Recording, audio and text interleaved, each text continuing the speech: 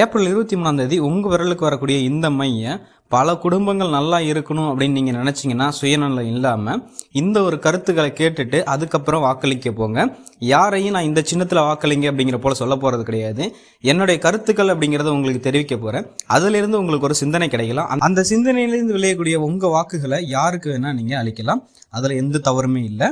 இப்போ நம்ம இன்னொரு முக்கியமான தகவல் அப்படிங்கிறது இந்த வீடியோவில் சொல்கிறோம். இந்த வீடியோட கடைசியில் மிக மிக முக்கியமானது, தமிழ்நாட்டுக்கு தேவையான ஒன்று நம்ம சொல்ல போகிறோம்.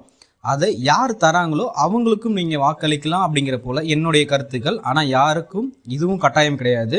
இப்போ முதல்ல நம்ம எங்கேருந்து பார்க்கலாம் அப்படின்னா, எந்த கட்சிகளாக இருந்தாலும் நாங்கள் இலவசம் தரோம் அப்படின்னு சொல்கிறாங்க. ஆனால் அந்த இலவசத்துக்கு பின்னாடி இருக்க ஒரு சின்ன உண்மை அப்படிங்கிறத நம்ம என்னென்னு புரிஞ்சுக்கணும். அது எதுவுமே இலவசமாக நம்ம ஏற்றுக்க முடியாது. ஏன்னா நம்மளுடைய வரி பணத்திலிருந்து தான் அரசியல்வாதிகள் செய்கிறாங்க. அதாவது நமக்கு சேவை செய்யறதுக்காக நம்மளுடைய மக்களால், அதாவது நம்மளால் அவங்க தேர்ந்தெடுக்கப்படுறாங்க. அப்போது அவங்க நம்ம பணத்தை வச்சு நமக்கு சேவை செய்யணும், அதுதான் இல்லையா? அதை எப்படி நம்ம இலவசமாக எடுத்துக்க முடியாது. அதே போல் இப்போ 2021 2025 வரைக்கும் கிட்டத்தட்ட 3.5 லட்சம் கோடி அப்படிங்கிறது தமிழ்நாடு கடன் வாங்கியிருக்கு. நான் எந்த கட்சியும் குறிப்பிட்டு சொல்ல வரல, தமிழ்நாடு வாங்கியிருக்கு. இதில் நம்ம ஒவ்வொரு நாளுக்கும் கணக்கு எடுத்துக்கிட்டோம்னா கிட்டத்தட்ட 241 கோடி அப்படிங்கிறது வருது. ஒவ்வொரு மாதமும் எடுத்துக்கிட்டோம்னா 7247 கோடி வருது. இப்படி கணக்கம் பண்ணும்போது இந்த 5 வருஷத்துக்கும் கிட்டத்தட்ட 3.5 லட்சம் கோடி அப்படிங்கிறது தமிழ்நாடு கடன் வாங்கியிருக்கு.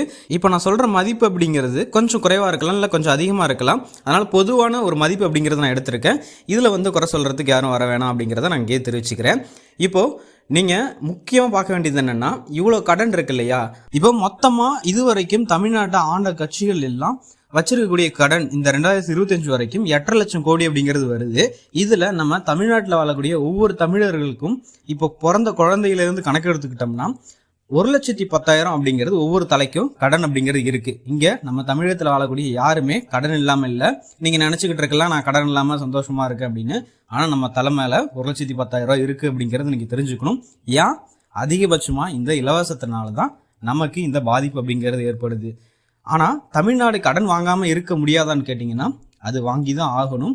ஏன்னா நம்ம ஒரு வளரக்கூடிய நாட்டில் தான் இருக்கும் இந்தியாவில். உங்களுக்கு புரிய வரும்னு நினைக்கிறேன். அதில் இருக்கக்கூடிய ஒரு மாநிலம் தான் தமிழ்நாடு. கிட்டத்தட்ட 2021 2025 வரைக்கும் இலவசத்துக்காக மட்டுமே 85,000 கோடி வரைக்கும் செலவாகிருக்கு அப்படிங்கிற போல தகவல் அப்படிங்கிறது இருக்குது. இதில் 3.5 லட்சம் கோடியிலிருந்து நீங்கள் மைனஸ் பண்ணிக்கோங்க அப்படிங்கிறது தான். மற்ற செலவுகள் தமிழ்நாடை உயர்த்துறதுக்காகவும், உங்களுக்கு தெரியும் இல்லையா, சாலைகள், இது போல் பல்வேறு வகையான செலவுகள் அப்படிங்கிறது அவங்களுக்கு இருக்கும். அதில் பயன்படுத்தியிருப்பாங்க. அதை நம்ம பெருசாக எடுத்துக்க வேணாம். இதில் கல்வி, மருத்துவம்னு சொல்லி எல்லா துறைகளும் இருக்குது அப்படிங்கிறத நம்ம தெரிஞ்சுக்கணும். இந்த வீடியோவில் என்னால் சொல்லப்படக்கூடிய தகவல் அப்படிங்கிறது, நான் ஒரு சில தகவல் அப்படிங்கிறத நிறைய பேர்கிட்ட, அதாவது மக்கள்கிட்ட கேட்டு தெரிஞ்சுக்கிட்டது. இது இல்லாமல் ஒரு சில அரசியல்வாதிகள் அவங்களே பிரச்சாரமாக இருக்கட்டும், இதுக்கு முன்னாடி அவங்க சொன்னக்கூடிய தகவல்களாக இருக்கட்டும், அதிலிருந்து நான் எடுத்துக்கிட்டதாகவும், இது இல்லாமல் நான் என்னுடைய அறிவுக்கு ஒரு சில தகவல்களை தெரிஞ்சுக்கிட்டு நான் உங்கள்கிட்ட சொல்லிக்கிட்டு இருக்கேன் அப்படிங்கிறதையும் நான் சொல்ல வரேன் இந்த இடத்துல.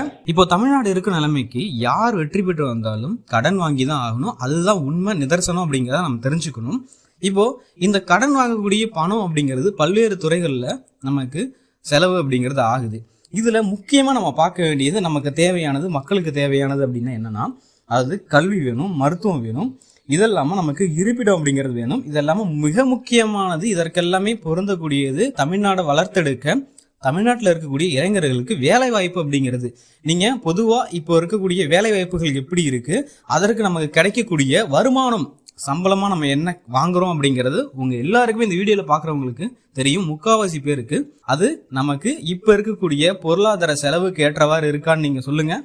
கிடையவே கிடையாது. இதில் மிக முக்கியமாக நம்ம தனியார் நிறுவனங்களில் வேலை பார்க்கக்கூடிய நபர்கள்கிட்ட கேட்டோம்னாவே அவங்களே சொல்லிடுவாங்க, மாதம் வாங்கக்கூடிய சம்பளம் அப்படிங்கிறது கடன் அடைக்கவே சரியாக இருக்குது. இதில் என்ன இருக்குது அப்படிங்கிற அளவுக்கு தான் நம்ம கேட்டு தெரிஞ்சுக்கிறதுல தகவல் அப்படிங்கிறது கிடைச்சிருக்கு, நமக்கும் தெரியும். இப்போது அரசு வேலைவாய்ப்பில் இருக்கவங்க, ஒரு சில வேலைவாய்ப்புகளில் இருக்கவங்களுக்கு மட்டும்தான் கஷ்டம் இருக்கே தவிர மற்ற எல்லாருக்குமே இப்போ இருக்கக்கூடிய பொருளாதாரத்தை சமாளிக்கக்கூடிய நிலைமையில தான் அவங்க இருக்காங்க அப்படிங்கிறத நம்ம தெரிஞ்சுக்கணும். அதனால் அவங்கள பெருசாக எடுத்துக்க வேணாம். இந்த வேலைவாய்ப்பு அப்படிங்கிறது சரியான முறையில் இருந்துச்சுன்னா நம்ம தமிழ்நாடு அப்படிங்கிறது வளரும். இதனால் இந்தியாவுக்கு ஒரு உந்து சக்தியாக நம்ம இருப்போம். இப்படி வளர்கிறதுனால நாம் ஒரு நல்ல சம்பளம் அப்படிங்கிறத வாங்க முடியும். ஆனால் இப்போ இருக்கக்கூடிய இளைஞர்கள் மிக அதிகமாக வெளிநாடுகளுக்கு போக வேண்டிய வேலை இருக்குது. அது ஏன்னா இங்கே கிடைக்கக்கூடிய சம்பளம் அப்படிங்கிறது நமக்கு பற்றாக்குறை அப்படிங்கிறதுனால தான். இப்போ நம்ம பார்த்த தலைப்புகளில் மிக முக்கியமானது கல்வி. இந்த கல்விக்கு அரசு பள்ளி கல்லூரிகளுக்கு மிக அதிகமான வளர்ச்சி நம்ம தேவைப்படுது அப்படிங்கிறத நம்ம எடுத்துக்கணும். இதனால் தனியார் பள்ளி கல்லூரிகளுக்கு முக்கியமான வரம்புகள் கட்டமைப்புகள் அப்படிங்கிறது வைக்கணும். இதை வச்சுட்டு அரசு பள்ளி கல்லூரிகளை இன்னும் அதிக தரம் உயர்ந்த வாய்ப்புகள் அப்படிங்கிறத ஏற்படுத்தி கொடுக்கணும். கல்வியிலையும் சரி, அவங்களுக்கான வேலை வாய்ப்புலையும். அப்போது நம்ம அரசு பள்ளி கல்லூரிகள் அப்படிங்கிறது மேம்பட ஆரம்பிக்கும். இங்கே மேம்பட ஆரம்பிச்சதுன்னா நிறைய மாணவர்கள் இளைஞர்களுக்கு வேலை வாய்ப்பு அப்படிங்கிறது தேவைப்படும். இந்த வேலை வாய்ப்பை யார் ஏற்படுத்தி தராங்க அப்படிங்கிறதையும் பார்த்துக்கோங்க. இது 2வது தலைப்பு. இது மிக முக்கியமானது. இது இல்லாமல் மருத்துவம், நமக்கு இருப்பிடம், இதை யார் அதிகமான வாய்ப்புகள் மூலமாக ஏற்படுத்தி கொடுப்பாங்க அப்படிங்கிறத நம்ம தெரிஞ்சுக்கணும். இருப்பிடம் கூட மருத்துவம், இது இல்லாமல் கல்வி, வேலைவாய்ப்பு அப்படிங்கிறது இருந்தால் நம்மளே ஏற்படுத்திக்கலாம் அப்படிங்கிறது ஒரு நிதர்சனம். இருந்தாலும் இன்னும் இருப்பிடம் அப்படிங்கிறது தேவைக்காக நிறைய மக்கள் அப்படிங்கிறது இருக்காங்க அப்படிங்கிறத நம்ம தெரிஞ்சுக்கணும். அவங்களுக்கு ஏற்படுத்தி கொடுக்கணும் அப்படிங்கிறதையும் நம்ம தெரிஞ்சுக்கணும். இப்போது இந்த 4 தலைப்புகள் அப்படிங்கிறது எதற்காக தேவைப்படும் அப்படிங்கிறத சிம்பிளாக பார்த்துட்டோம். இதை பேச போனோம்னா இன்னும் நிறைய போகும் அப்படிங்கிறதையும் நம்ம தெரிஞ்சுக்கணும். இந்த வீடியோட கடைசியில் நமக்கு மிக முக்கியமாக சொல்ல இருந்தது என்னென்னா, அதாவது இந்த போதைப் பொருள் பழக்கத்தை யார் ஒழிக்கிறாங்க அப்படிங்கிறத உங்கள் தொகுதியிலையாக இருக்கட்டும், இல்லை எந்த கட்சிகள் ஒழிக்குது அப்படிங்கிறத மிக மிக முக்கியமாக நீங்கள் பார்க்கணும்.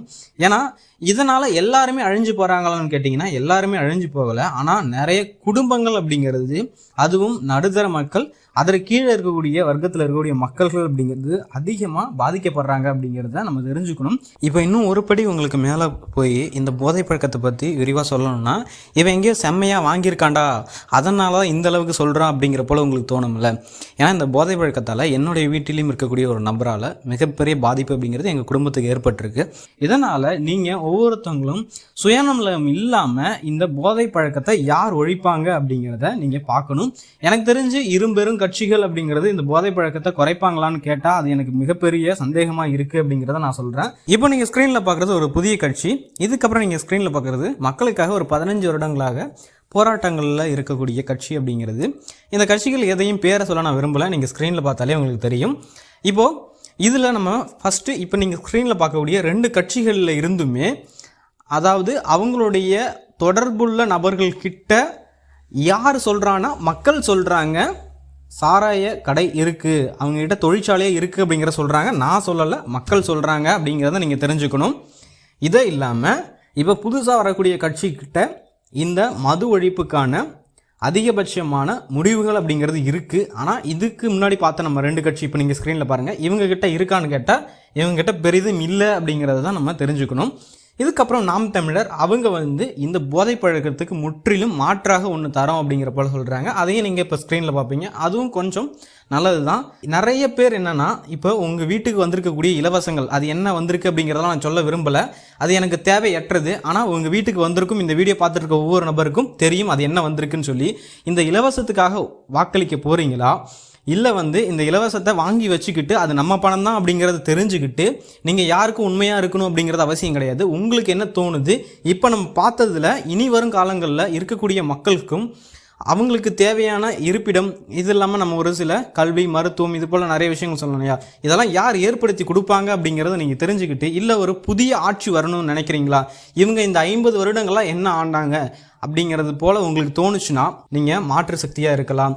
இல்லை இந்த இரும்பெரும் கட்சிகளில் இருக்கக்கூடியவங்க தான் உங்களுடைய தொகுதிக்கு நல்லது செய்வாங்கன்னா நீங்கள் அவங்களுக்கு கூட வாக்களிக்கலாம்.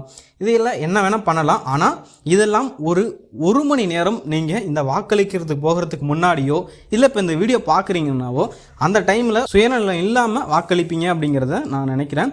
அதற்காக தான் ஒரு விழிப்புணர்வு ஏற்படுத்தணும் அப்படிங்கிறதுக்காகவும் இந்த வீடியோ அப்படிங்கிறது நம்மளால் பதிவிடப்பட்டது. ஏன்னா இந்த போதை பழக்கத்தால் என் வீட்டிலையும் பாதிக்கப்பட்ட நபர்கள் அப்படிங்கிறது இருக்காங்க. இது போல் நான் நிறைய நபர்களை இந்த போதை பழக்கத்தால் பாதிக்கப்பட்டவங்கள பார்த்துருக்கேன். அதனால் உங்கள் வாக்குகளை நீங்கள் சுயநலம் இல்லாமல் சிந்தித்து வாக்களிப்பீங்க அப்படிங்கிறத நான் பெரிதும் எதிர்பார்க்கிறேன். இந்த வாக்குகள் அப்படிங்கிறது வெற்றி பெற்றது யார் அப்படிங்கிற ஒரு முடிவுகள் அப்படிங்கிறது வரும்போது அதற்கு நம்மளால் எதுவும் சொல்ல முடியும் கருத்துக்கள் அப்படிங்கிறது இருந்துச்சுன்னா நான் அதை சொல்கிறேன். இது வரைக்கும் என்னுடைய வீடியோவில் நான் சொன்னது எல்லாமே கருத்துக்கள் தான். யாரையும் குறிப்பிட்டு இவங்க அப்படிங்கிற போல் சொல்லலை அப்படிங்கிறத நீங்கள் தெரிஞ்சுப்பீங்க அப்படிங்கிறது நினைக்கிறேன். உங்களுக்கு புரிய வரும்னு நினைக்கிறேன். சிந்திச்சு வாக்களிங்க.